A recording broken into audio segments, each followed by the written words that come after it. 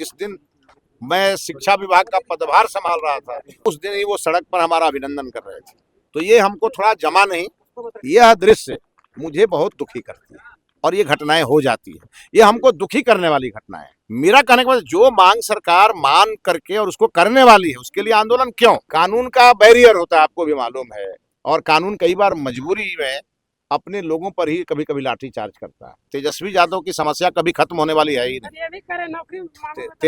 तेजस्वी यादव जी की समस्या है कि वो कुर्सी से काफी दूर चले गए, तो जो अच्छा काम होगा उनको बुरा लगेगा।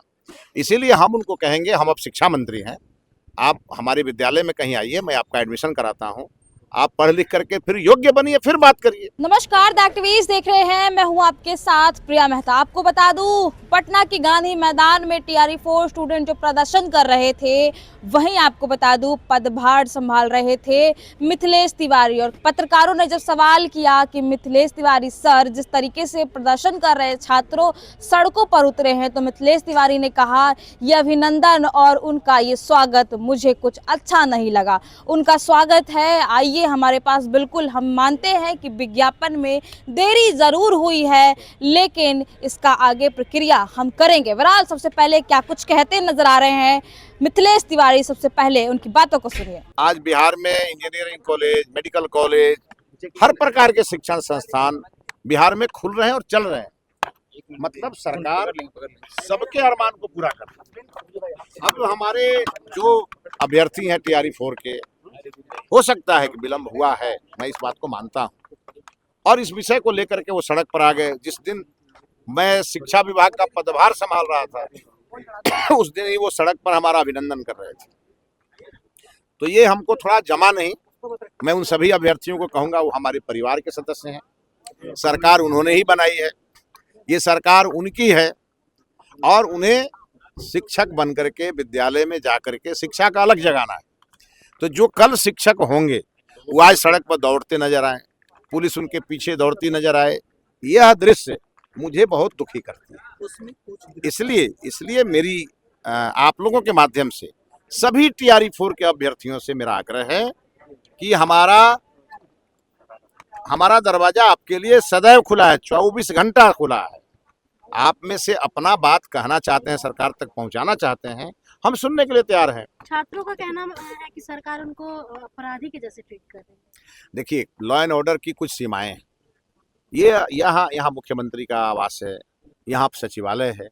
अब पटना में जो नियम पहले से बना है, उसमें जब कोई भी व्यक्ति आ रहा है तो उसको प्रशासन एक सीमा तक रोकती है, और जब वह विषय बिगड़ जाता है तो प्रशासन कई बार लाचार हो जाती है और ये घटनाएं हो जाती है। ये हमको दुखी करने वाली घटनाएं।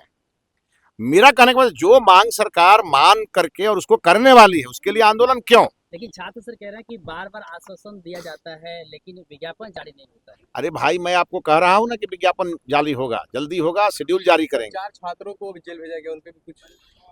देखिए, वो कानून अपना काम कर रहा है। माननीय मुख्यमंत्री जी को मैंने कहा है कि हमारे छात्र हैं और हमारे छात्र अपनी मांगों को लेके आए थे, कुछ घटनाएं हुई हैं, छात्रों को छात्र के नजरिए से ही देखना है। बीपीएससी ने बोला था सर कि 2 से 3 दिन में नोटिफिकेशन आ जाएगा, लेकिन अभी तक नहीं। मैंने तो ऐसा नहीं कहा, आपने कहाँ सुन लिया? पॉडकास्ट में सर जारी किया गया है। मैंने कहा उसका हल निकालेंगे।